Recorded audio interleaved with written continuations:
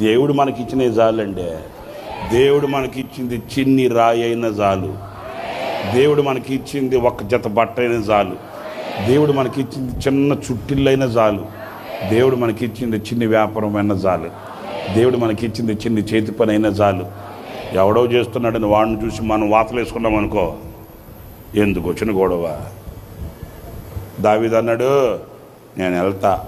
ఎందుకు వెళ్తానంటే ఆడిని వేసేస్తా. ఒరే అడుగుడు, వాడు కనుక నిన్ను గట్టిగా గది మీద పడిపోతా. అరే ఆడు గది మీద ఏంటి? జీవము కలిగిన దేవుని పేరట వెళ్తాను నేను. హల్లెలూయా, స్తోత్రం కలుగుగాక. జీవము కలిగిన దేవుని పేరట వెళ్తున్నా.